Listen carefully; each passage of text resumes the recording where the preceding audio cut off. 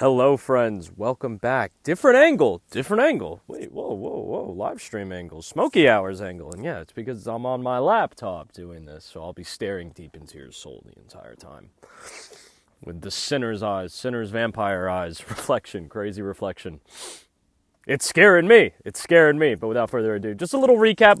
It's been a while. I'm not trying to slack off on the recap and the supplemental. We'll say supplemental UFC content, obviously.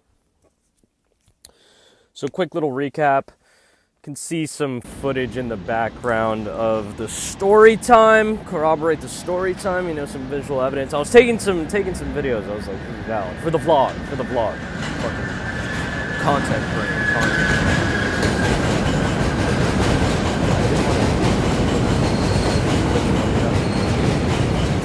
Party. A minute in and we're already too long. Haven't even done the intro proper. UFC Rio, aka UFC Fight Night Rio, aka UFC Fight Night. It was a great card. We did great on the picks too. No, we did all right. Not too shabby. Swept the undercard. Got the whole undercard correct. Got some perfect picks in there. Got some semi-perfect picks in there. Tweaked out a little bit on the main card. Bets almost hit, but some people tweaked out. Questionable decision making. F slur and R slur activity.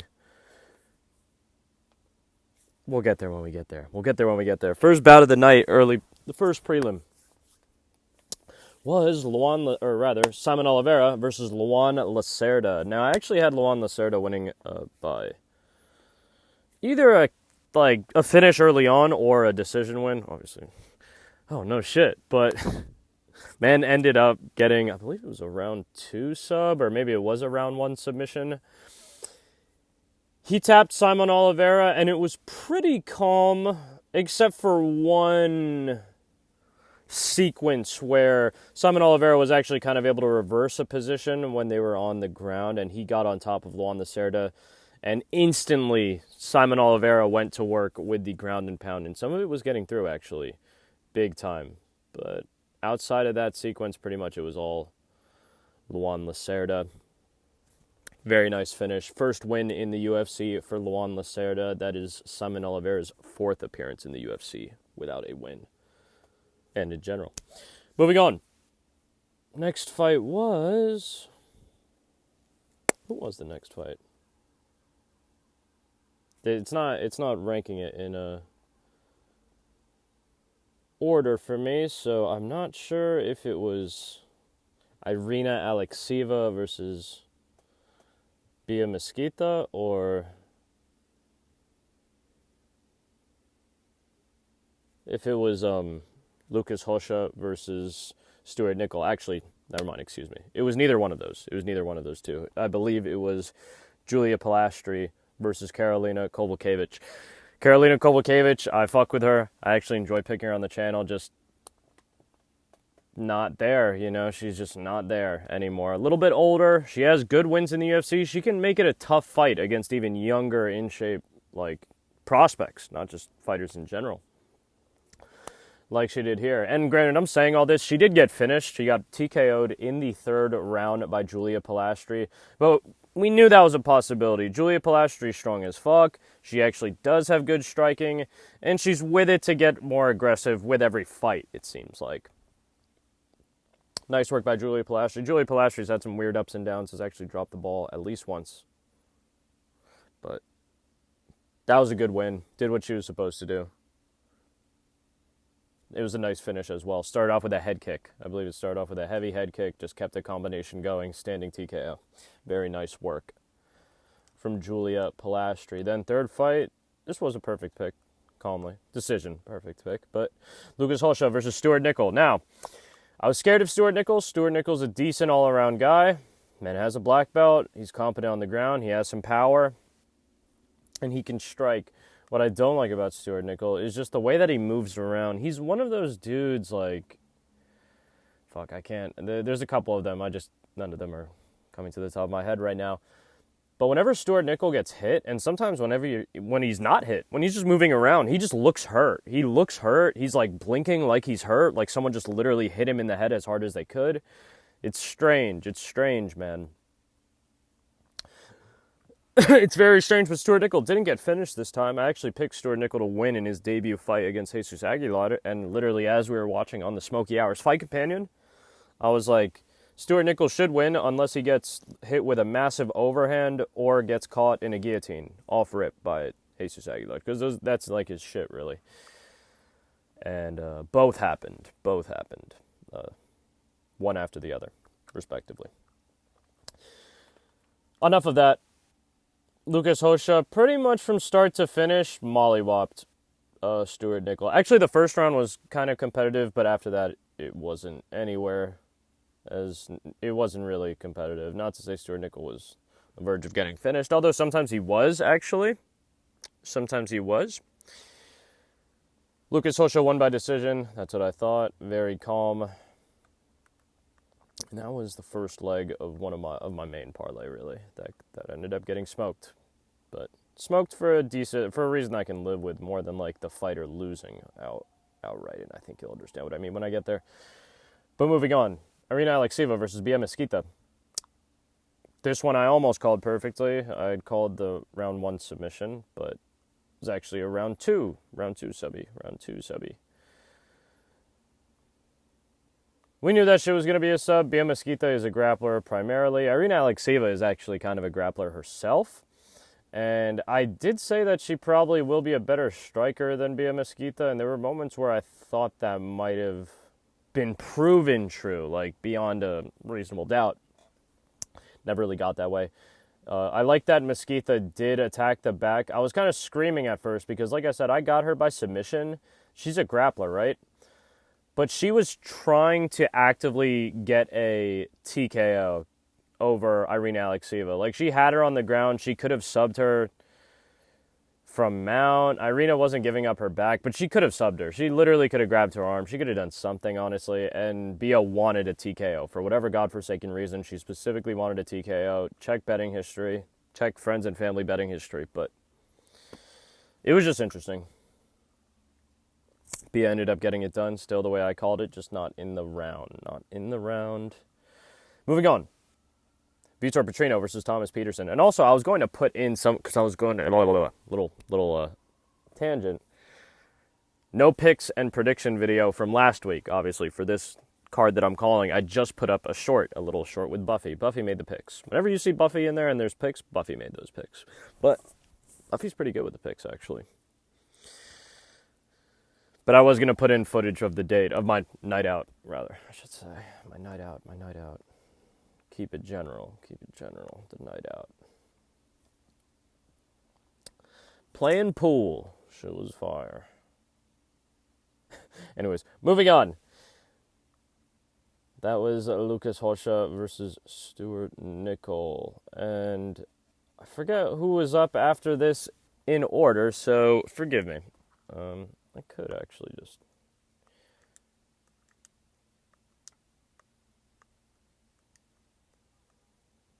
If you give me 1 second, I could definitely get there.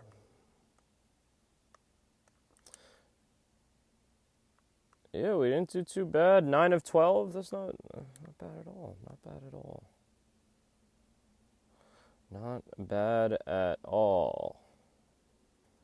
So, no, actually, no. Okay, so we are up to Vitor Petrino versus Thomas Peterson.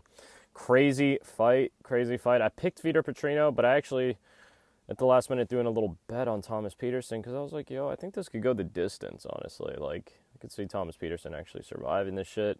And he almost did. Vitor Petrino, this is what I be telling people, he has way more hype. Like, you would see, like, oh, shit, and you would watch the highlight and be like, damn, that was a crazy finish. That was a crazy, like, just reading the Tapology, KO, TKO, right uppercut and left hook in round 3. Whoa, spooky hours. It's not like that, though. Man does legitimately struggle to get there. If Vitor Petrino doesn't melt you, nuke you, delete you in the first round, he might struggle a little bit. Now, he ultimately ended up getting a highlight reel finish here, but some people might think it's Cope.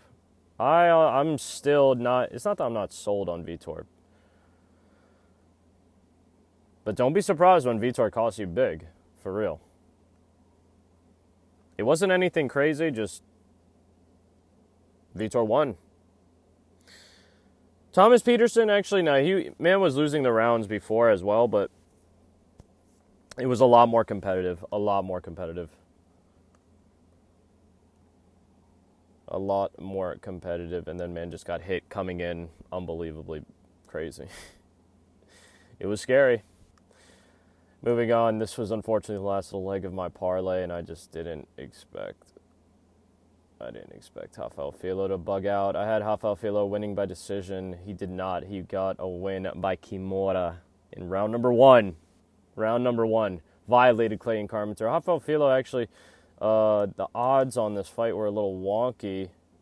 I think Rafael Filo opened as the favorite. Clayton Carpenter quickly became the favorite after that. Kind of settled. Clayton Carpenter became the favorite again, I want to say. And then Rafael Filo, right, like when the fights were starting. When the broadcast was on, man became the slight favorite again. So, just interesting.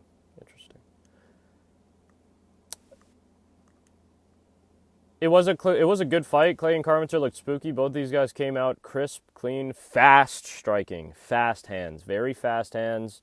Both men got touched up. Rafael Filo kind of scares me because sometimes I feel like he gets caught in like extended striking exchanges and he gets like backed into the cage, and then you can see he's one of those dudes whose head he moves his head, but like sometimes it's still chin's out, it's still, you see the rest of his body moving, but his head is like, it's there, you can see it. It's just, if you know, you know. Clayton Carpenter, I'm expecting he'll bounce back crazily. Man got caught with a deep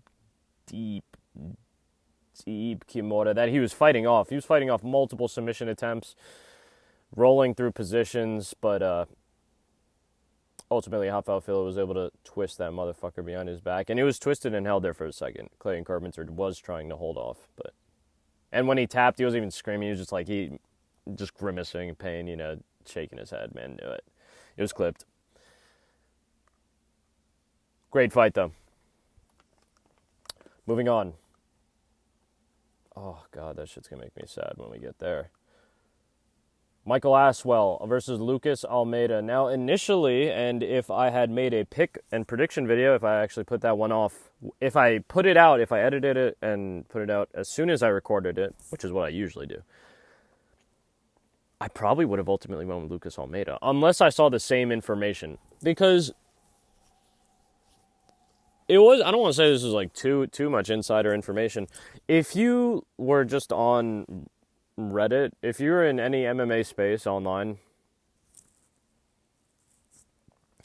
you should have heard the news that Lucas Almeida broke his hand. Man broke his hand. Not confirmed, obviously, but there were just pictures, speculation, rumors. Man broke his hand. That's that. That was the entire basis of it. Now, still, after the news about Lucas Almeida's hand broke, see what I did there? The odds did change accordingly. Michael Aswell became a heavy favorite. Not heavy, but like minus 250, minus 200 favorite, right? However, the odds on the over-under were still fried. The under 2.5 was like plus 250 or some shit. And I was like, I don't understand how they expect. Okay, so Vegas buys into, or I guess it's not even Vegas, I guess, it's following the money. But Vegas and the people believe that that hand is broken, but they expect simultaneously, on the same side of that coin, they expect a fighter with a broken hand to go the distance. Well, not necessarily go the distance, but go over 2.5 rounds. I fucking doubt it. And I feel like it was kind of obvious that Lucas Almeida, maybe his hand isn't broken, but his right hand seemed compromised. Man threw it maybe 2 or 3 times, and it was only in the most dire of circumstances. Like, as he was getting finished, man kind of just, like, threw it out there. Like, was mainly using the left. It's not like he didn't land at all on Michael Aswell. It was just once Michael Aswell was able to start that sequence, kind of, he just kept it going, and then Lucas Almeida was literally defending himself with one arm. And he kind of got melted down. It was all right, though. It was fire. I bit my lip. I screamed. Bit my lip in pleasure, obviously. But moving on. Oh, shit. Khan Ofli versus Ricardo Ramos. Ricardo Ramos, I might have to put a ban on that dude for myself from betting and picking that dude, because Ricardo Ramos, I'm gonna say you never know what you're gonna get, and there would be people that would respond and they say, you know exactly what you're gonna get. You're gonna get dog shitty with that dude. Con Ofli, I was like, there's no way, but I was like, I would be surprised if Ricardo Ramos doesn't knock this motherfucker out. Specifically in round number 3, actually. Ricardo Ramos is a tweaker. Ricardo Ramos is also Arsler activities, big Arsler activities with Ricardo Ramos. And so I was like, you know what, this fight might go into the 3rd round type shit. But I do think Ricardo Ramos, spinning back elbow, he's going to try something, Arsler activities, but it might work. Nah. I should have just realized. I was like, this is probably the Ricardo Ramos who people throw a sub on him and he quits. And that's what it was. Bro literally got caught with a standing rear naked choke. Shit's over. GG's. Dog shitty. So dog shitty. It's not even funny. It's literally not even funny. Now, this was actually quite impressive. Moving on to... And that was the first fight of the main card, by the way. Con Ofli versus Ricardo Ramos. And that was the first fight that I got wrong. First pick that I got wrong. But it wouldn't be the last, because we would actually have 2 back-to-back. Mario Pinto versus Jonata Diniz. I had Jonata Diniz winning by KO TKO in round 1. I don't think it was ever, close to that, but it wasn't so far away. But these are 2 different classes, 2 different calibers of fighter. Honestly, Mario Pinto actually has a well-rounded game. Jonata Diniz is a kickboxer. Simple as.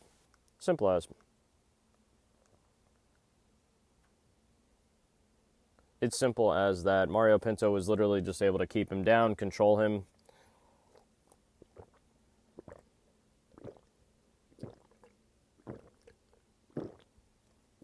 Excuse me. Keep him down, control him, and then pound him out.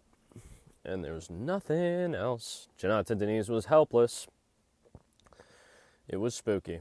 Jonata Diniz was helpless. I also have something to say. I feel like the refereeing was fucking bizarro at times from the Brazilian refs.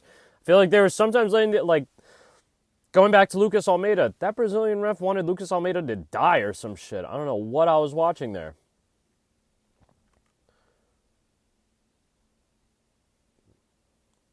And we're going to come back to that, actually, with the next fight. Joel Alvarez versus Vicente Luque. There's a lot of things that I felt like were just literally fucking queer with this fight. And no, not queer in a sexual way. I mean queer as in strange, odd, fucking odd. It doesn't make sense to me at all. It's very unnatural. It's not absurd, but there's so many things, right? Well, one, Joel Alvarez got fucking 3 finishes in this fight. Not 3, but there should have been 3 finishes in this fight, all for Joel Alvarez by KO TKO. First off was, the first bizarro fucking thing is, I forget if it was round 1 or round 2, but Joel Alvarez clips Vicente Luque. Vicente Luque instantly reacts as if he's been poked in the eye, right? They show the replay. It was a completely legal strike. It just felt like he got poked in the eye. Completely legal strike. The ref comes over and he was like, legal, like it's legal or some shit. And you can see Vicente Luque, they have the camera on them. He's talking back to him. And just, you don't have to speak Portuguese. I don't speak Portuguese. I can guess what legal means, but just the body language of Vicente Luque, going back. He's like, legal. And then he says some other shit. And he was like, oh, legal. Like that really was a legal shot. But he was nodding his head like, okay, if that was legal, we'll go. We'll go right now,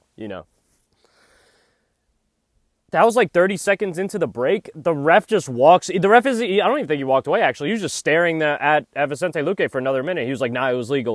We got to go. But he didn't start it. And then I hear fucking Michael Bisping chirping in the background, even though I got the volume super low about, no, he can't do that. He needs the full 5 minutes. What are you... Bro, shut the fuck up. Bro.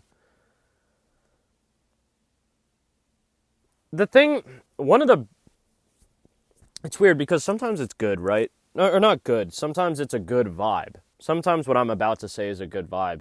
Something that the UFC does that really kills the vibe. It makes me want to hurt... Oh, whoa. Makes me want to do crazy things. But...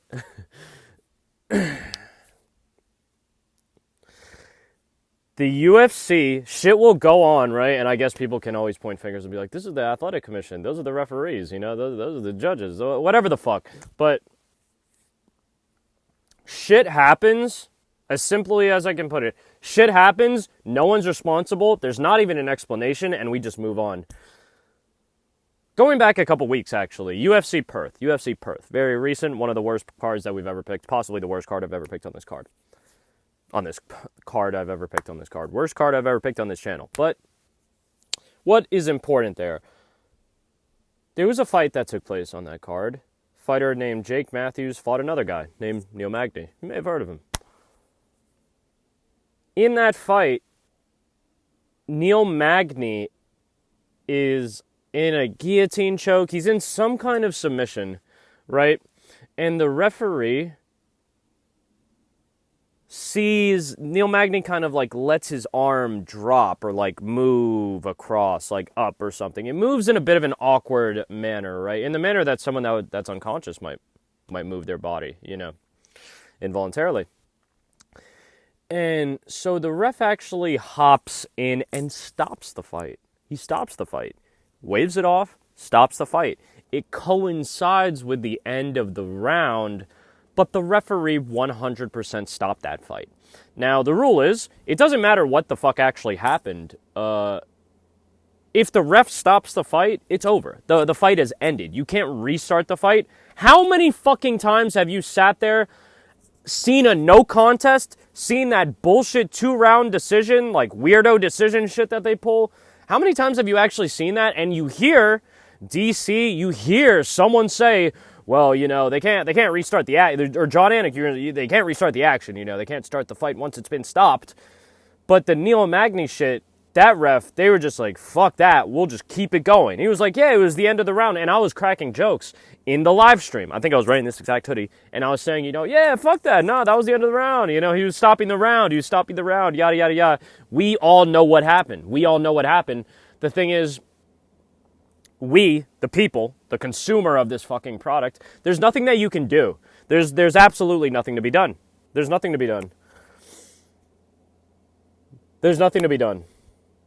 That brings me back to this, right? Well, actually, no, my last little closing statement on that is, one, people were betting on that fight. People picked that fight. Like, that fight should have been stopped. Jake Matthews by technical submission. It wasn't that. And Neil Magny would go on to come back. He would come back in crazy fashion, in Neil Magny fashion, and win. Super hyped. Super fire. Ultimately, that should have never even had the chance to happen, though. It's just bizarre. It's fucking weird. Now, there's another weird thing here. There's multiple weird things here. There was some weird shit with the ref that's similar to the Jake Matthews shit, where it's like the ref tweaked, the ref did the wrong thing, or didn't do the right thing. They just failed to act. They were just watching shit. And it's one guy, too. I'm thinking of this one Brazilian ref. I'm thinking of this motherfucker, man. But so in this one, referee doesn't start the fight up again. Okay. Fucking Vicente Luque takes 3 minutes. Whatever. That's fine. Fuck it. Who cares? It's not like it's a professional fight. This is just like, it's AI. It's scripted. It might as well be. That's what I'm saying. Like, obviously, if you can't hear the I'm being facetious. I'm not being serious here. I'm joking. But Joel Alvarez, right?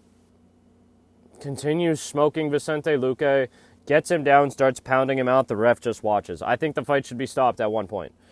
There was only one point, though, where I thought the fight should have been stopped. The other times, it wasn't like it was like really fight-ending, crazy threatening. But it's just bizarre. It's just fucking bizarre, man. It's bizarre as hell. Fight doesn't get stopped. Should smoke the rest of the bets. Actually, no, not yet. Smoke the over-unders. It smoked my over-unders because I had that fight ending within the first 2 rounds. But the third round is really what I want to talk about. Joel Alvarez versus Vicente Luque. I don't know. Again, I'm tired of saying I don't know. There has to be, you're going to think I'm joking when I say this. If you laugh at this next sentence, I'm sorry. I'm not trying to make you fucking laugh. But there has to be a real serious investigation done, a probe. There has to be a fucking probe, a multi-pronged probe, a multifaceted probe of banking and gambling statements. Seriously. Like, we have to see the transactions, not just from Joel Alvarez, from friends and family. Close friends and family. Deadass, check that. Check that shit, because it's so strange to me. In round 3, Joel Alvarez throws fucking, like, 2 strikes. The first half the round, I was screaming. If you go to the Fight Companion on this channel, look up, go a couple hours in. You know, it's the featured fight. It's the third to last fight, so go basically to the end, like an hour before the stream ends. Somewhere around there. Hour and a half before the stream ends. Somewhere around there. You're going to hear me fucking screaming, because there was one point I'm watching Joel Alvarez do nothing. It was so I was coping. I was like, yo, did Alvarez get paid off? Did Alvarez bet on a decision win for himself? Possibly via a proxy. Like, did Joel Alvarez just feel bad? Did Joel Alvarez legitimately feel bad? Is he like, damn, I'm fucking up Vicente Luque. Vicente Luque is low-key, like, fan favorite fighter. You know, this is kind of fucked up. Like, let me ease off. If that's the case, then Joel Alvarez should literally be banned from not only fighting, from fucking watching fighting, if that's the case. But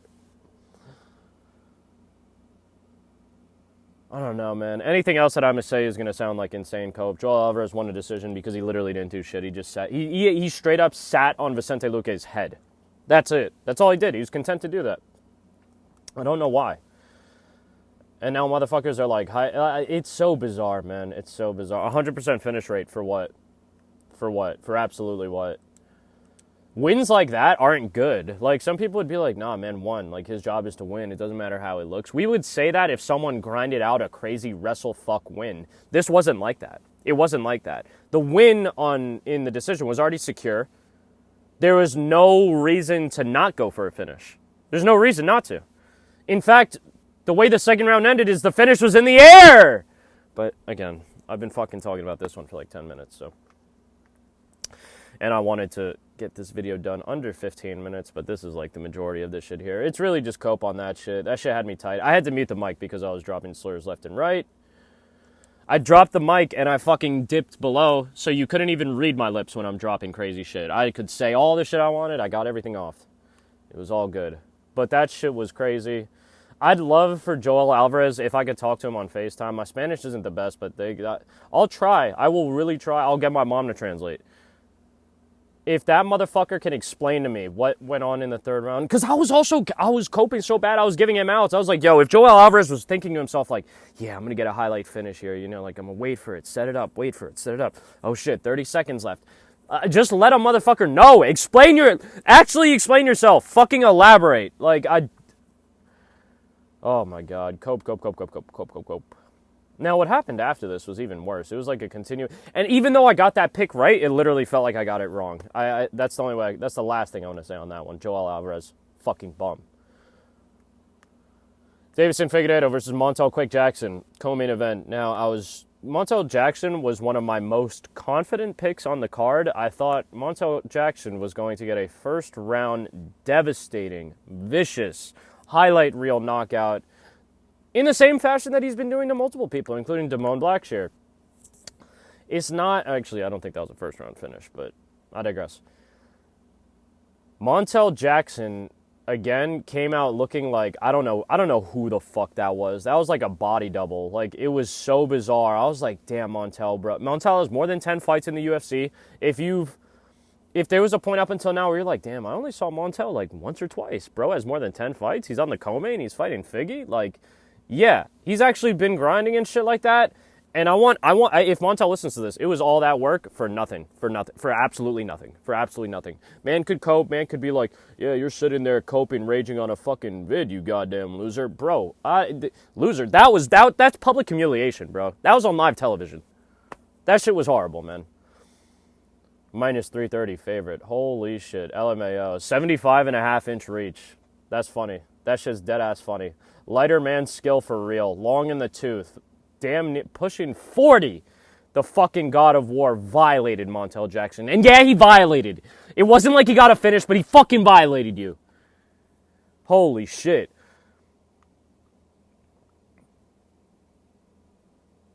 No bullshit. I've only seen fights like that go down between crackheads on 125th. That's the only fucking time I've seen that. Tiny ass dude actually works up. Oh my God, bro. Montel Jackson lost, and that, dude, this is actually another thing. That was a split decision. They really tried to rob Deiveson Figueiredo in fucking Brazil, bro. I can't believe that, man. That was the craziest shit of all. That was the craziest shit of all. Maybe Montel wins like round 1 or 2, whatever round that he got that little cut on Figueiredo in. And he got like a nice right hand as like Figgy like was like sliding, trying to like get in, and then he just like, Montel kind of slid off and countered with the right hand. Very nice, but that was the thing. Montel punched like 3 times a round, so it wasn't even like he was trying, really. It just makes me think, it's like, damn, either Montel Jackson, not even that I don't believe in like that off night shit. Like that dude wasn't having an off night. Montel Jackson, no off night. Drop some blood work, drop some medical documents or some shit if you're having an off night, for real. Doctor's note excuse. Anything else? Nah, we good on that, boss. We good on that one, boss. And honestly, I'm tired, boss. I'm fucking tired. Split decision, that was crazy shit. I don't even understand that. But anyways. And to the main event, almost the perfect pick. I said Charles Oliveira by round 1 submission. It was round 2 submission. But it was very close. Mateusz held on. Charles Oliveira was doing well. Man was clipping Mateusz actually on the feet. It wasn't like Mateusz got his licks in. Mateusz definitely got his licks in and was grinding and surviving, but that's Charles' shit. A stat I pointed to beforehand. Mateusz is nice, right? Charles literally has more fights in the UFC than Mateusz Gamrot has as a professional. And Mateusz Gamrot has almost 30 professional fights. That's a fuck ton. But 30 fights in the UFC is on another level. There's only so much.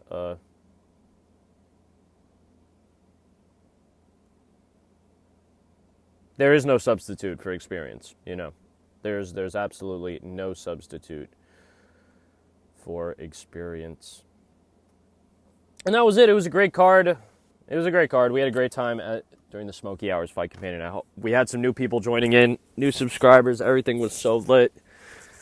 It's always a great time. Community is growing. Trying to get it to grow some more. As soon as I finish recording this video, gonna start working on another one. But I don't know if that video will be out before Tuesday. Why I say Tuesday? Because Tuesday is Dana White Contender Series. The Tuesday Night Contender Series. I believe it's the last show of the season. Talking about Dana White Contender Series. And of course, as we get to the end of the year, unfortunately, that end of the year UFC break is fucking looming. It's looming. It's coming. It comes back around. God, man. But Dana White Contender Series on Tuesday. We will be live for that. Smoky Hours Fight Companion. What do I mean by that? If you go to this YouTube channel, I will be live streaming. Whenever the Dana White Contender Series broadcast is on, I will be simultaneously live streaming, calling the fight, similar to how I did in the UFC shit. Anything else? There might be some last footage that I throw in here of the day. It's like, but IDK. Pretty calm. Actually, quite a good recap, if I do say so myself. Let me know what you think about this angle for videos. I know some people have watched the videos. The videos actually, well, anyways. What I want to know is, do you fuck with my phone camera? Basically, when you can see me there, I would be sitting, I can't point there. Actually, no, it's not here, but I'm sitting there in this corner, facing that way. And the camera is like, I have my phone somewhere. The camera is propped up against something like this, shooting exactly like that. And then I'm there and I'm like, ah. But yeah, so thank you for watching. Like the video if you liked the video. Dislike the video if you disliked the video. If you thought my recounting of events was completely inaccurate. If you thought I was tweaking, coping too much. Dislike the video for any reason. Dislike the video if you just fucking dislike it. If you just want to dislike it. If you're just like, yeah, I don't want to do the thumbs up. I want to do the thumbs down. Do the thumbs down. But actually, please do the thumbs up. Subscribe. Subscribe to see more content. More content is coming on the way. There always will be more content, honestly. As long as I'm alive and I have access to the channel, it's not going to die. But I think that's it. Thank you very much for watching again. As always, much love. Big kiss.